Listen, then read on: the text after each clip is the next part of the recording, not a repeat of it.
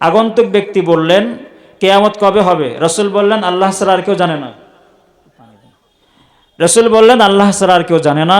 কিছু আলামত আমি জানি, তার মধ্যে একটি তোমাকে বলি। রাসূল বললেন, যখন আমানতদারির খেয়ানতদারিতা শুরু হবে। জিজ্ঞাসাকারী ব্যক্তি আবার বললেন, সেটা কিভাবে? রাসূল বললেন, ইদা উসসিদাল আমরু ইলা গায়রি আহলিহি, যখন অযোগ্য ব্যক্তিদেরকে যোগ্য কাতারে রাখা হবে, মূর্খদেরকে জ্ঞানীদের কাতারে রাখা হবে। এক কথায় অযোগ্য ব্যক্তিদেরকে সমাজ, রাষ্ট্র, জাতি, এলাকার বিভিন্ন দায়িত্ব তাদের হাতে অর্পণ করা হবে। তখন বুঝবা কিয়ামত খুবই সন্নিকটে। এই সময়কে সামনে আসবে নাকি এই সময়ের মধ্যে আমরা আসি? ইদা উসসিদাল আমরু ইলা গায়রি আহলিহি, অযোগ্য ব্যক্তিদেরকে যোগ্যদের কাতারে রাখা হবে। এই পরিবেশ সামনে আসবে নাকি আমরা আসি? আমরা আসি। রাসূল এটা বললেন। নবী করিম সাল্লাল্লাহু আলাইহি ওয়াসাল্লাম কিয়ামতের ব্যাপারে কতটা চিন্তিত থাকতেন। আল মুআজামুল কাবীর কিতাবের 414 নম্বর হাদিসের বর্ণনা, কানা রাসূলুল্লাহি সাল্লাল্লাহু আলাইহি ওয়াসাল্লাম মুতাওয়াসিলাল আহজানি ওয়া দাইমাল ফিকর। নবী করিম সাল্লাল্লাহু আলাইহি ওয়াসাল্লাম দুনিয়া ধ্বংস হওয়া, কিয়ামত শুরু হওয়া, কিয়ামত হবে, দুনিয়া ধ্বংস হয়ে যাবে, আখিরাতের জীবন শুরু হবে, এই চিন্তায় নবী করিম সাল্লাল্লাহু আলাইহি ওয়াসাল্লাম সর্বদা পেরেশানি থাকতেন, ভারাক্রান্ত হৃদয়ে থাকতেন। আল্লাহ তাআলা এই অবস্থা দেখার পর আয়াত নাজিল করলেন, সূরাতুশ শুআরা 19 নম্বর পারা 5 নম্বর পৃষ্ঠা 3 নম্বর আয়াত। আল্লাহ বলেন, লাআল্লাকা বাখিউন নাফসাকা আল্লা ইয়াকুনু মুমিনিন। হে নবী, মানুষদেরকে আপনি ঈমানের দিকে আহ্বান করতেছেন, মানুষেরা আপনার কথা শুনতেছে না বলে, আপনার দিকে ফিরতেছে না বলে। আল্লাহ ইয়াকুনু মুমিনিন, লাআল্লাকা বাখিউন, আপনি কি নিজেকে আত্মবিনাশী করে ফেলবেন? নিজেকে কি নিজেই শেষ করে ফেলবেন? আল্লাহ ইয়াকুনু মুমিনিন, আপনি আর কাজ শুধু দাওয়াত দিতেই থাকবেন, যার ইচ্ছা সে ফিরবে, যার ইচ্ছা সে ফিরবে না। এই জন্য আপনি নিজেকে আত্মবিনাশীর মধ্যে ফেলবেন না। নবী করিম সাল্লাল্লাহু আলাইহি সাল্লাম কতটা পেরেশানির মধ্যে থাকতেন, ভীষণ পেরেশানির মধ্যে থাকতেন যে ফিতনাগুলো কেমন হবে, আমানতদারি খেয়ানতদারিতে হবে, কিয়ামত নিকটবর্তী হবে, আমার উম্মত কিয়ামতের দৃশ্যগুলি দেখবে। এই ভয়ঙ্কর অবস্থার জন্য নবী করিম সাল্লাল্লাহু আলাইহি সাল্লাম কেমনভাবে চিন্তিত থাকতেন। রাসূল চিন্তিত থাকতেন, এটা ধরন বললাম। নবী করিম সাল্লাল্লাহু আলাইহি সাল্লাম এবার বলতেছেন ফিতনার ধরন কেমন হবে। মুসনাদ আহমদ একটি কিতাব, এই কিতাবের 21810 নম্বর হাদিসের বর্ণনা। নবী করিম সাল্লাল্লাহু আলাইহি সাল্লাম বলেন, ইন্নী লা আরাল ফিতানা খিলালা বুয়ুতিকুম কাওয়াকাইল মাতার। নবী করিম সাল্লাল্লাহু আলাইহি ওয়াসাল্লাম বলেন, আমি অচিরেই তোমাদের ঘর সমূহে, আমি অচিরেই তোমাদের ঘরগুলোতে বৃষ্টির ফোঁটার ন্যায় ফিতনা নিপতিত হতে দেখছি। কিসের ফোঁটার নাই বলেন তো? বৃষ্টির ফোঁটার নাই। মুহাদ্দিসিনে কেরাম বৃষ্টির ফোঁটার এখানে দুইটা ব্যাখ্যা করেছেন। নবী করিম সাল্লাল্লাহু আলাইহি সাল্লাম ফিতনা নিপতিত হওয়ার, ফিতনা আসার ধরন দুইটা বললেন, বৃষ্টির সাথে তুলনা করলেন। এই ব্যাখ্যা মুফাসসিরিন কেরাম বলেন, একটি ব্যাখ্যা এই যে বৃষ্টিতে যেমন পানির পরিমাণ বেশি থাকে, ঠিক ফিতনার পরিমাণ ওই রকমই বেশি থাকবে। 2 নাম্বার, বৃষ্টিতে যেমন নাকি এক ফোঁটা বৃষ্টি পড়ার পরে আরেক ফোঁটা সাথে সাথে পড়ে, ক্রমান্বয়ে পড়তেই থাকে, আমি দেখতে পারছি অচিরেই তোমাদের ঘরগুলিতে এরকম ক্রমান্বয়ে ফিতনা পড়তেই থাকবে। বলেন তো, বিভিন্ন ফিতনা আসতেছে না? ফিতনা আসছে কি আসছে না আমরা একটু পরে জানবো। তো এটা ফিতনার ধরন নবী করিম সাল্লাল্লাহু আলাইহি সাল্লাম বললেন। নবী করিম সাল্লাল্লাহু আলাইহি সাল্লাম ফিতনার ভয়াবহতা সম্পর্কে এবার বলতেছেন। তিরমিজি শরীফ একটি কিতাব, এই কিতাবের 2195 নম্বর হাদিসের বর্ণনা। নবী করিম সাল্লাল্লাহু আলাইহি সাল্লাম বলেন, সায়াকুনু ফিতানুন কাকিতাইল লাইলিল মুজলিম। নবী আলাইহিস সালাম বলেন, সাতাকুনু ফিতানুন, অচিরেই ফিতনাগুলো প্রবেশ করবে, আত্মপ্রকাশ করবে, কাকিতাইল লাইলিল মুজলিম, ঘুটঘুটে অন্ধকারের ন্যায় ফিতনাগুলি তোমাদের সামনে প্রকাশ পাইবে। কেমন যেন তোমরা ফিতনার মধ্যে হক এবং বাতিল এটার পার্থক্য করতে পারবে না, দোদুল্যমান অবস্থায় থাকবা। কোন দিকে যাইব? এ বলে আমি হক, ও বলে আমি হক, এ বলে আমি বাতিল, সে বলে সেও বাতিল। দোদুল্যমান অবস্থা যখন তুমি বিরাজ করবে, তখন বুঝবা কিয়ামত খুবই নিকটে। তাহলে রাসূল ফিতনায় কেমন পেরেশানি থাকতেন, ফিতনার ধরন বললাম, ফিতনার ভয়াবহতা বললাম। এবার নবী করিম সাল্লাল্লাহু আলাইহি সাল্লাম ফিতনা থেকে বাঁচার দোয়া শেখাচ্ছেন। এটাও মুসনাদ আহমদ একটি কিতাব, হাদিসের কিতাব। এই কিতাবের 778 নম্বর হাদিসের বর্ণনা। নবী আলাইহিস সালাম বলেন, আল্লাহুম্মা ইন্নী আউযু বিকা মিনাল ফিতানি মা যাহারা মিনহা ওয়া মা বাতান। নবী করিম সাল্লাল্লাহু আলাইহি ওয়াসাল্লাম নিজেই সর্বদা ফিতনা থেকে বাঁচার জন্য আল্লাহর কাছে আশ্রয় চাইতেন।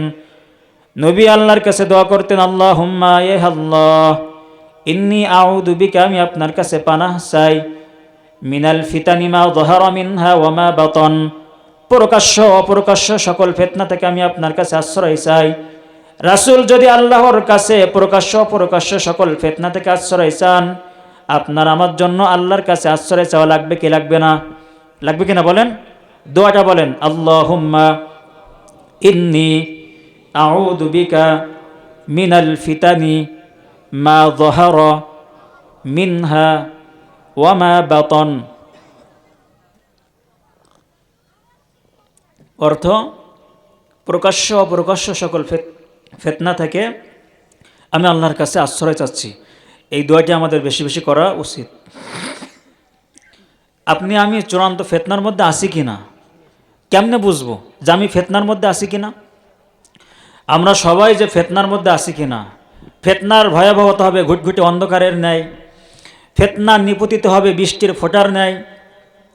নবী করিম সাল্লাল্লাহু আলাইহি সাল্লাম এই ফিতনার ভয়াবহতা এবং ফিতনার ধরন দেখে, ধরনের বিবরণ দিয়ে ফিতনা থেকে বাঁচার দোয়া করলেন। তো আমরা ফিতনার মধ্যে আছি কিনা এটা বুঝবো কেমনে? ফিতনার মধ্যে আছি এটা আমরা বোঝার অনেকগুলো আলামত রয়েছে। আমি 4টে আলামত বলি। ফিতনার মধ্যে আছি এটা বোঝার জন্য 1 নম্বর আলামত হলো যে মানুষের দুনিয়ার জীবন যাপন হবে দুনিয়া কেন্দ্রিক। কি কেন্দ্রিক? দুনিয়া কেন্দ্রিক। মানুষ সকাল শুরু করবে দুনিয়া করতে করতে, সকালকে দুপুর এবং দুপুর থেকে বিকাল সারাক্ষণ দুনিয়া, দুনিয়া করতে করতে বিকেল চলে আসবে, সন্ধ্যা শুরু করবে আবার দুনিয়া দিয়ে। মানুষের কেমন যেন 24 ঘন্টা দুনিয়া নিয়েই ফিকির। বলুন, আমাদের এই ফিকির আছে না নাই? এই ফিকিরের মধ্যে যদি আমরা নিমজ্জিত থাকি, বুঝবেন যে কিয়ামত খুবই নিকটে। 2 নম্বর, যদি দেখেন মানুষ যদি নিজের নফসকে সর্বদা প্রাধান্য দেয়, একদিকে আল্লাহ এবং আল্লাহর রসুল একটা বললেন আর আমার মন বলতেছে আর একটা, এই ক্ষেত্রে আমি কি আল্লাহ এবং আল্লাহর রসুলকে প্রাধান্য দিই নাকি আমার মনকে প্রাধান্য দিই? যদি দেখেন যে আমি আমার মনকে প্রাধান্য দিচ্ছি, আল্লাহ এবং আল্লাহর রসুলকে প্রাধান্য দিচ্ছি না, বুঝবেন আমি ফিতনার মধ্যে আছি। 3 নম্বর, যদি কোনো মানুষ দুনিয়াকে আখেরাতের উপর প্রাধান্য দেয়, আমাদের উচিত হলো আখেরাতকে দুনিয়ার উপর প্রাধান্য দেওয়া। কিন্তু যদি কোনো মানুষ দুনিয়াকে আখেরাতের উপর প্রাধান্য দেয়, তাহলে বুঝবেন যে আমরা ফিতনার মধ্যে আছি। 4 নম্বর আলামত, যদি এমন একটি সময় আসে যেই সময়ে মানুষ নিজের বুঝকে সঠিক মনে করে, যে যাই বলুক না কেন সে একটা বুঝছে তো বুঝছেই, নিজের বুঝ সঠিক হোক বেঠিক হোক নিজের বুঝের উপর অটুট, যদি এমন সময় আসে তো বুঝবো যে আমরা ফিতনার মধ্যে আছি। 4 কারণ বললাম। কী কারণ বললাম? যে মানুষের দুনিয়ার জীবনযাপন হবে, মানুষের জীবনযাপন হবে দুনিয়া কেন্দ্রিক, মানুষের দুনিয়াটা শুরু হবে দুনিয়া দিয়ে, শেষ হবে কি দুনিয়া দিয়ে। এরপরে বললাম মানুষ নিজের মনকে প্রাধান্য দিবে, মানুষ দুনিয়াকে আখিরাতের উপর প্রাধান্য দিবে, মানুষ নিজের বুঝকে সঠিক মনে করা শুরু করবে। এই 4টি কারণ আমাদের মধ্যে আছে না নাই? আমাদের মধ্যে কিন্তু আছে, কম হোক বেশি হোক, আমার মনে হয় এটা বেশি পরিমাণেই আছে। তো আমরা ফিতনার মধ্যে আছি কিনা এটা বুঝলাম। তাহলে আমরা কোথায় ছিলাম? নবী করিম সাল্লাল্লাহু আলাইহি সাল্লাম বললেন, যখন আমানতের খেয়ানতদারিতে হবে তখন কিয়ামত খুবই নিকটে। আগন্তুক ব্যক্তি জিজ্ঞাসা করলেন, এটা কিভাবে, এটা ধরন কি? নবী করিম সাল্লাল্লাহু আলাইহি সাল্লাম বললেন, যখন অযোগ্য ব্যক্তিদেরকে যোগ্য কাতারে রাখা হবে তখন বুঝবা কিয়ামত খুবই সন্নিকটে। নবী করিম সাল্লাল্লাহু আলাইহি সাল্লাম অন্য একটা হাদিসে বলেন, যদি আমার উম্মত 2টা জিনিসের দায়িত্ব নেয়, তো আমানতের খেয়ানতদারিতা সম্পর্কে আমরা কয়েকটা আগে শুনে নিই। তো আমরা প্রথমে আলোচনা করেছিলাম সূরাতুল আনফালের 27 এবং 28 নম্বর আয়াত। আল্লাহ তাআলা বলেছেন, হে ঈমানদারেরা, তোমরা আমার সাথে আমার বন্ধু তোমাদের রাসূলের সাথে আমানতদারির খেয়ানতদারিতা করো না। ওয়া আনতুম তা'লামুন ওয়া তাখুনু আমানাতাকুম ওয়া আনতুম তা'লামুন, এবং তোমরা পরস্পর নিজেদের মধ্যে আমানতদারির খেয়ানতদারিতা করো না। তো আমাদের মধ্যে আমানতদারির খেয়ানতদারিতা আল্লাহ তাআলা করতে নিষেধ করতেছেন। তো আমাদের মধ্যে আমানতদারির খেয়ানতদারিতা আমার মতে মনে হয় সবচেয়ে আমাদের জবানের খেয়ানতদারিতা বেশি হয়। কিসের খেয়ানতদারিতা? জবান। দেখবেন মানুষের হাত চলার আগে আগে মুখ চলে, মানুষের অন্যান্য অঙ্গ প্রত্যঙ্গ চলার আগে দেখবেন মানুষের মুখ আগে চলে। এমনটা হয় কিনা বলেন? তো জবানের মাধ্যমে কিন্তু আমাদের পাপ বেশি হয়, এটা নবী করিম সাল্লাল্লাহু আলাইহি সাল্লাম বলেন। হযরত মুআজ ইবনে জাবাল রাদিয়াল্লাহু তাআলা আনহু একবার নবী করিম সাল্লাল্লাহু আলাইহি সাল্লামকে বললেন, আল্লাহ রসুল, যে আমরা কি আমাদের জবানের কারণেও আল্লাহ তাআলার কাছে ধরা খাইব? ওয়া ইন্নামা লামুআখাযুনা বিমা নাতাকাল্লামু বিহি, আমরা কি আমাদের জবানের কারণেও আল্লাহর কাছে ধরা খাইব? নবী করিম সাল্লাল্লাহু আলাইহি সাল্লাম বললেন, হে মুআজ, তুমি কি বলো? অধিকাংশ মানুষ জবানের কারণে জাহান্নামে যাইবে, আরে জবানের কারণে যাদেরকে জাহান্নামে ফেলা হইবে তাদের দৃষ্টান্ত, তাদের নমুনা উপমা এমন হবে, তাদের পা উপরের দিকে এবং মাথা নিচের দিকে দিয়ে মাটির সাথে নাকে খড় দিয়ে টানতে টানতে জাহান্নামে ফেলা হবে জবানের গুনাহের কারণে। এত ভয়াবহতা। তো আমানতদারি, খেয়ানতদারিতা সম্পর্কে আমরা আলোচনা শুনতেছি। আমানতদারিতার মধ্যে একটা রয়েছে আমাদের জবান, আল আমানাতু বিল লিসান। জবানের মাধ্যমে আমাদের প্রচুর আমানতদারি, খেয়ানতদারিতা হয়। নবী করিম সাল্লাল্লাহু আলাইহি সাল্লাম বললেন, সহিহ বুখারী 6474 নম্বর হাদিসের বর্ণনা, রাসূল বললেন, মাইয়াদমাদনি বাইনা লাহইয়াইহি ওয়া মা বাইনা রিজলাইহি, আমার উম্মত যদি দুইটা জিনিসের দায়িত্ব নেয়, আমার উম্মত যদি দুইটা অঙ্গের হেফাজত করার দায়িত্ব নেয়, আউদমান লাহুল জান্নাহ, আমি তার জন্য জান্নাতের দায়িত্ব নিয়ে নেব। সুবহানাল্লাহ। দুইটা অঙ্গের দায়িত্ব যদি আমরা নেই, রাসূল আমাদের জন্য কিসের দায়িত্ব নেবেন? জান্নাত। জান্নাত। দুইটা অঙ্গের দায়িত্ব আমরা নিব, বিনিময় রাসূল আমাদের জন্য জান্নাতের দায়িত্ব নেবেন। কত গুরুত্বপূর্ণ হাদিস! সেটি কি? নবী করিম সাল্লাল্লাহু আলাইহি সাল্লাম বলেন, যদি মানুষ তার দুই চোয়ালের মাঝখানের অংশ তথা জবান, জিহ্বা, এবং দুই যে রান রয়েছে, উরু রয়েছে, রান বা উরুর মাঝখানের যে একটি অংশ রয়েছে লজ্জা স্থান, এই লজ্জা স্থানের দায়িত্ব এবং জবানের দায়িত্ব, এই দুইটা জিনিস হেফাজত করার দায়িত্ব যদি আমার উম্মত নেয়, আমি তার জন্য জান্নাতের দায়িত্ব নেব। সুবহানাল্লাহ। রাসূল এই দুইটা অঙ্গের কথা কেন বললেন? সাধারণত লজ্জা স্থান এবং জবান দিয়ে আমাদের পাপ বেশি হয়, এই জন্য রাসূল বলেছেন। বুঝতে পেরেছেন কিনা? নবী করিম সাল্লাল্লাহু আলাইহি সাল্লাম অন্য হাদিসে বলেন, সহিহ বুখারীর 109 নম্বর হাদিসের বর্ণনা, নবী সাল্লাল্লাহু আলাইহি সাল্লাম বলেন, মান ইয়াকুল আলাইয়া মা লাম আকুল ফাল্যাতাবাওয়া মাকআদাহু মিনান নার, যেই ব্যক্তি এমন কিছু করলো বা বলল, যেই ব্যক্তি এমন কিছু বলল বা করলো যা আমি বলিনি এবং করিনি, ফাল্যাতাবাওয়া মাকআদাহু মিনান নার, সে কেমন যেন তার ঠিকানা জাহান্নামে বানাই নিল। নাউজুবিল্লাহ। রাসূল বললেন, যেই ব্যক্তি এমন কিছু বলে দিল, জাল হাদিস, একটা কথা বলেই বলো আল হাদিস, এটা হাদিসের মধ্যে আছে, এবং একটা কথাকে হাদিস বলে চালিয়ে দিল, আদৌ এটা হাদিসে আছে কিনা, আমি বলছি কিনা, আমি করেছি কিনা, এটা যাচাই বাছাই করলো না, এভাবে যে বলবে, ফাল্যাতাবাওয়া মাকআদাহু মিনান নার, সে কেমন যেন তার ঠিকানা জাহান্নাম বানাই নিল। আমরা কি আমাদের ঠিকানা জাহান্নাম বানাতে চাই? চাই না। তাই জবানে লাগাম পরাতে হবে। জবানে কি পরাতে হবে? লাগাম পরাতে হবে। জবানের মাধ্যমে পাপ আমাদের বেশি হয়।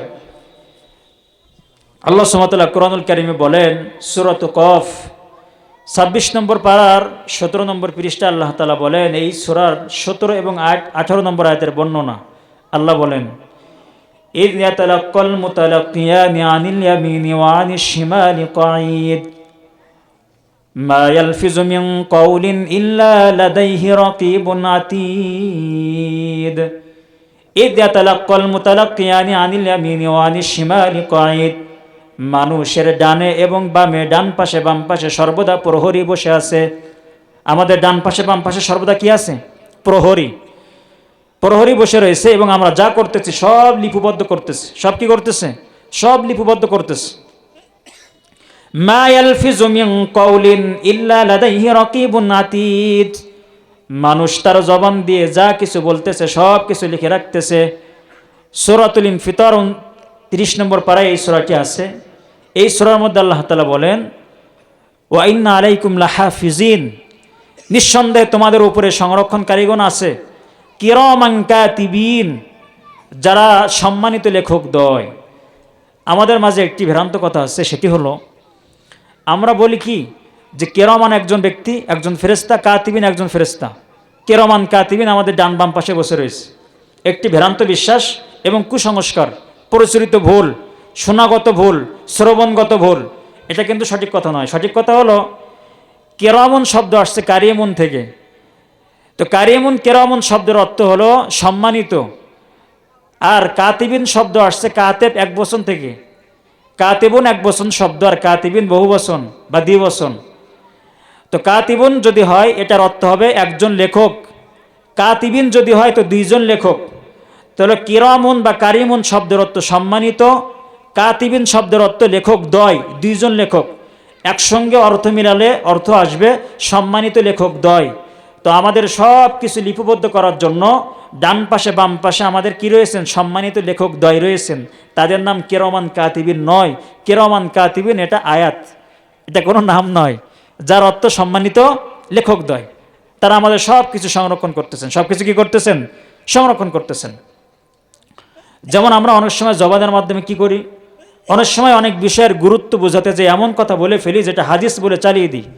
যেমন আমরা বলি উতলুবিল ইলমা ওয়ালাউ বিসসিন, যদি জ্ঞান অর্জন করার জন্য তোমাকে চীন দেশে যাইতে হয় তাও যেতে হবে বলে আল হাদিস।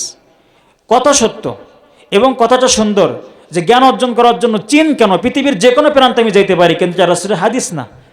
অনেক সময় আমরা না জেনে বলি আল জান্নাতু তাহতা কদামিল আজওয়াজ, জান্নাত রয়েছে প্রত্যেক নারীর জন্য, জান্নাত রয়েছে তার স্বামীর পায়ের নিচে।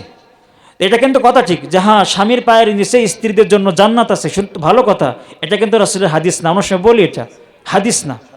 তাহলে আমার কথা বলার জন্য, কোনো কিছু বলার জন্য চিন্তা করে দেখতে হবে রাসূল এমনটি বলেছেন কিনা, রাসূল এমনটি করেছেন কিনা। যেমন মসজিদের মধ্যে কিয়ামতের একটা আলামত এমন আছে, ইয়াতাহাল্লাকুনা ফিল মাসাজিদ, মানুষেরা মসজিদের মধ্যে শোরগোল শুরু করবে, উচ্চ আওয়াজে কথা বলবে। বললাম এটা হাদিসের মধ্যে আছে। কিন্তু এর পাশাপাশি যদি আমরা বলি, অনেকে আমরা বলে থাকি যে হাদিসের মধ্যে এমন নাকি আছে যে মসজিদে প্রথম কথা বলে তখন ফেরেশতারা বলে এ ওয়ালি আল্লাহ, হে আল্লাহর বন্ধু তুমি চুপ করো, উসকুত। এরপর বলে এ আব্দাল্লাহ, উসকুত তুমি চুপ করো। এরপরে সে বলে, ফেরেশতাগণ বলে যে তুমি আর মসজিদ থেকে বের হয়ে যাও। আমরা অনেক সময় এই কথাকে কি বলি?